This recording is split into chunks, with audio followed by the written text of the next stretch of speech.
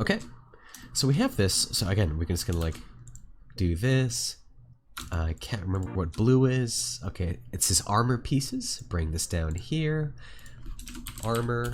I'll spell with a U because I went to an English school. And then do it this way. Tab here. Oh, I forgot to put it up here. And take this out.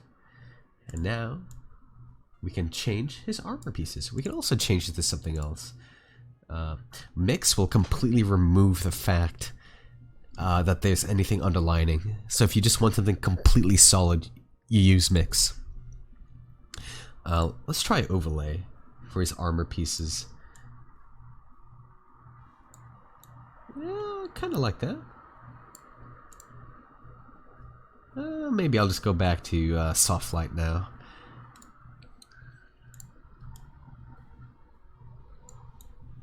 Alright.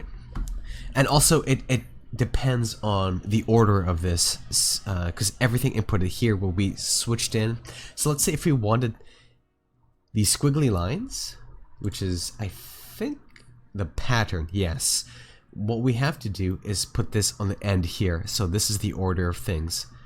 So just to show you what I mean, let us delete this. And then we will input this here. Put this at the very end. Use the blue, I think, yes. Factor. And it should be the top color. And now you can see that this color from the previous one, we're not tinting the patterns or the lines now. It's completely independent. So just remember, ordering things is really important. So let's say this, whatever is here, is going to be manipulated. So on top, so soft light, this and this. So think of it like if you're familiar with Photoshop or 2D applications, it's the top layer. So it's by doing this way, we're actually going up like this. This is what it looked like with our layer stack. So if everything's up here. No, actually, I did that reverse. It is this way. So, like, this is our base. We're doing it up this way. So the last one is the one that's going to go on top. Yes, that's correct. Okay. Armor and here. And we can see that. We can see this is his clothes, his armor pieces, and his skin here. We also have a lot of other stuff here, but I think I'm not going to bother too much with this because it's going to be a while. It's just more of the same thing. I only wanted to do quite a bit to solidify the workflow. We'll just do one more. So we're going to duplicate this, bring the color to the top. Again, factor is where our mask would go. So which one are we using? Yeah, let's use this one here. Green. Check our final color. And let's just maybe have it as an overlay this time. And the reason for that is because we don't have those squigglies on our mask. Which is kind of neat. I kind of like that look. Maybe we'll go back. Maybe color dodge? No, it's not doing anything. It's because it's too dark. Yes. Okay. So, we're just going to connect everything into the base color. We're using our alpha from this. And now if we do this, you can see we're taking light information. It might be a little too bright, actually, with the color. I'm just going to go back. I actually have just stuck with soft light. I'm going to stick with soft light here. Alright. Well, that's pretty cool. Now, there's some really fun things you can do where, let's say if I duplicate him, or her, or they, it's just a fella here, we can change everything randomly. So, you know, if you're unsure of what kind of color preferences we want, we can manipulate the object and have these be randomly assigned. And we can do that by just going to object info, and we can stick in random here. So now every time I do this, a little bit random here, but we can change that a little bit more and to have more control by having a hue saturation, and we can go into hue as random, put that up to here, so now it's going to oscillate between that. You can also click on the tab here to like kind of minimize these things here, but we need it for each instance, because if we have it the same, all the objects are going to be the same color. So we need 1, 2, 3, 4, 5 instances of this. That's when the groups kind of come in handy here. So let's say we can do this, bring this underneath here, I'll bring it up here, and duplicate this 5 times. One, or we can just have it in the same thing here. 2, 3, 4, 5.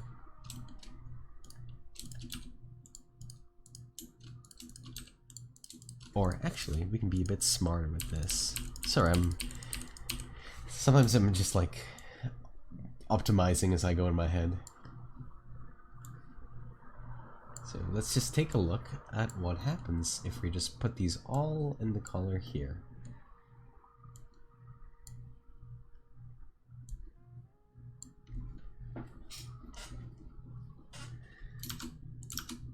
Yes, just as I thought, nothing's changing, which is completely fine, because we have no color input. So we just have to put the base into here, and now it should manipulate. There we go. So you can see our friends changing a lot, but it's using, the problem is it's using the colors from our base, which doesn't have our pattern. I think it's, yes, it's taking in the same color. We can change that with a pattern. I know it's getting really messy here, but maybe I might have lost some of you too, because this is just me experimenting now and just having fun with this. So our pattern is here, which is going to be, is that the pink one? Yes. And the problem, what's happening now is, I'll show you. So when we connect this to our pattern, what? Yes. Oh yes, wrong one here. Here, our pattern. It's taking the same color as the helmet piece. And the reason for that is with our base, there is actually no distinction of where the patterns are, because we added that as a mask. Well, I added that as a mask. So when this is being manipulated into the pattern here, it's just taking on the color of this. And we can change that. We can, it's possible, using the power of math. So we're going to add math to this. And we're going to, it's the second pattern. So I'm just going to chainmail pattern. This is just for me to not mess up color. So we're going to input this into a value, drag this onto the bottom one, and now it should manipulate it to be a different color. And we can change the patterns this way.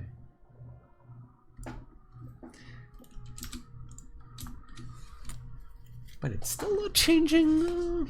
Still not changing. That is because I have to think about this for a second. Let me pause.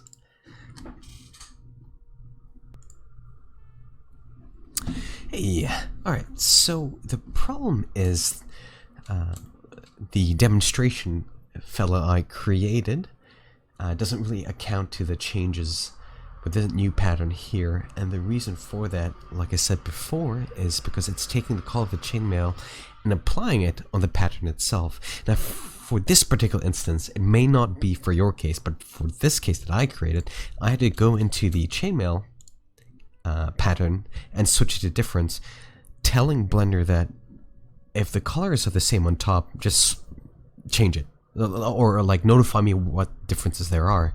And so now on the differences here, we can actually see the chainmail. And so let me walk you through this, because it's kind of a little bit of a spaghetti, situation we have here. So what's happening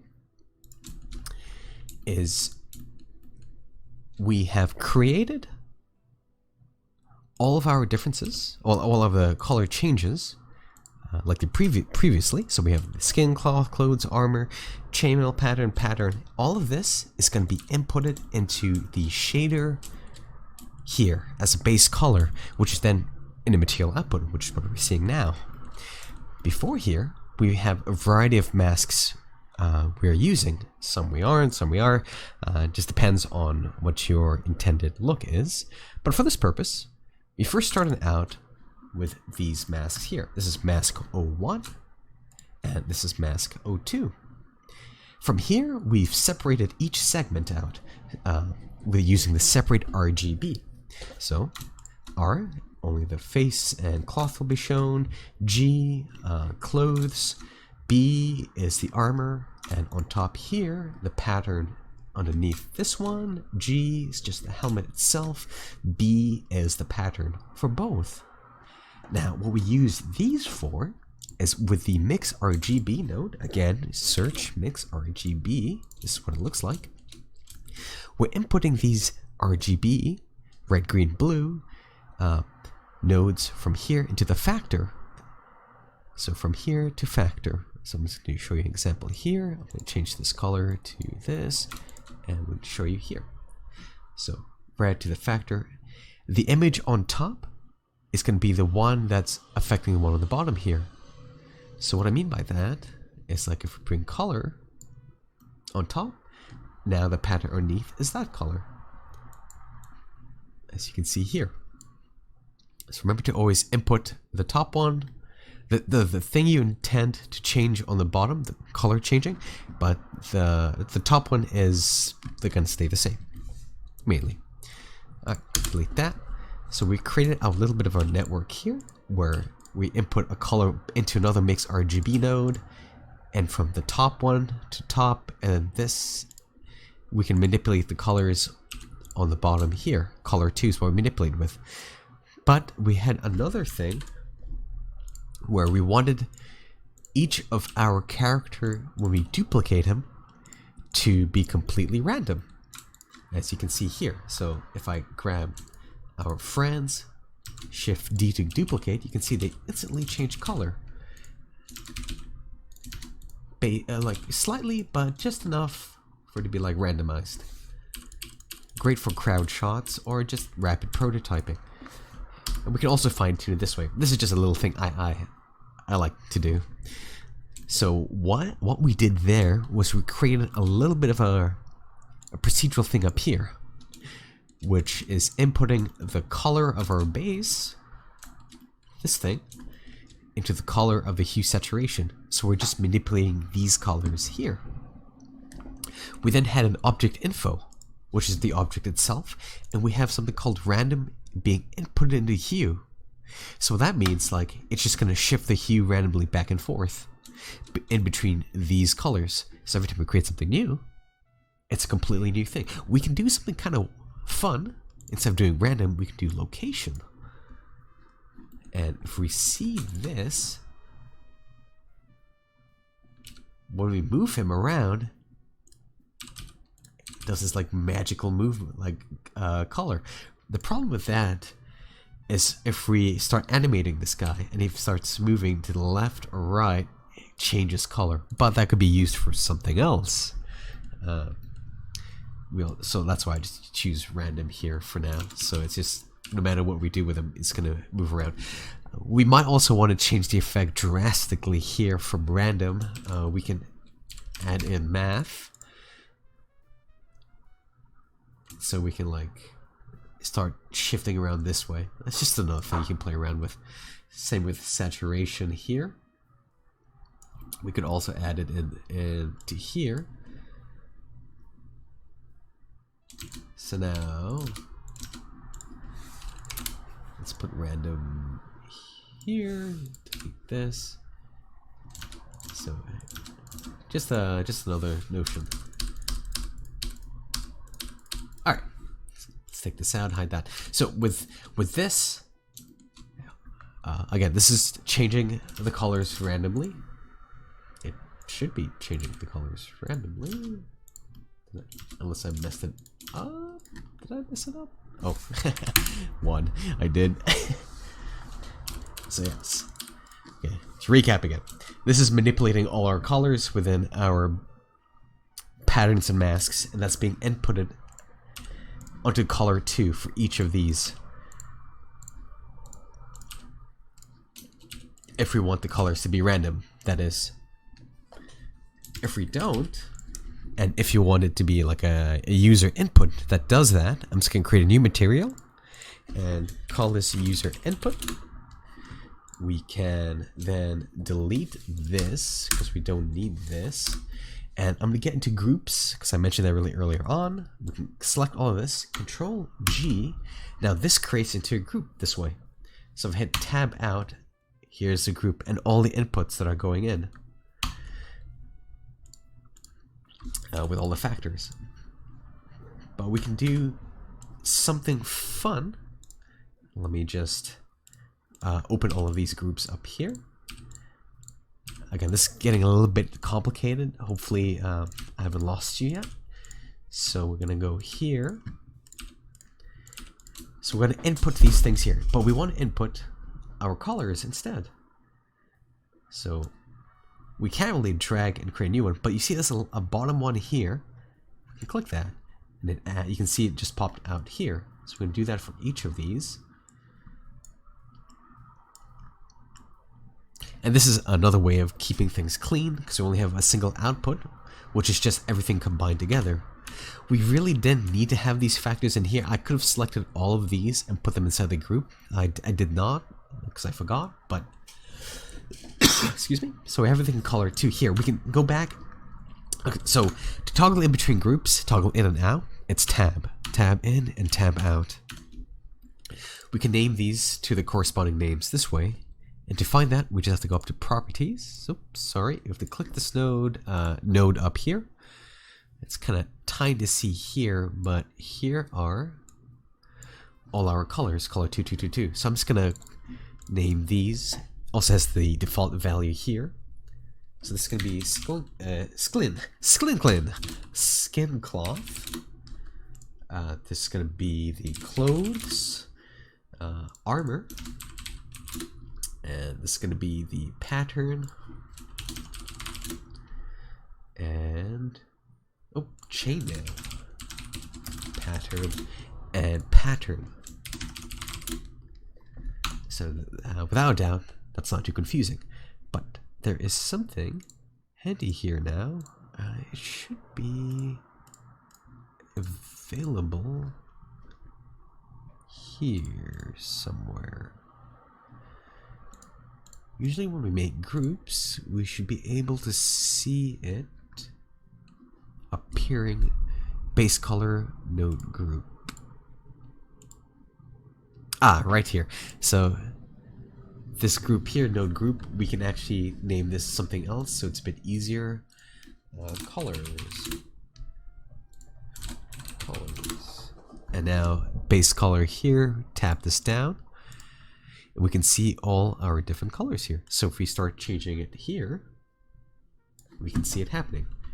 This again won't change if we create a new person here. And let's say we want to change this friend's color. It's going to do it for both because the material is linked. And we can see that by here, which means two are sharing this material. What we have to do is click on this to create a new instance of the material designated by .001. And now we can change this differently. Alright, this is a little bit of a longer tutorial, but it was a lot to cover.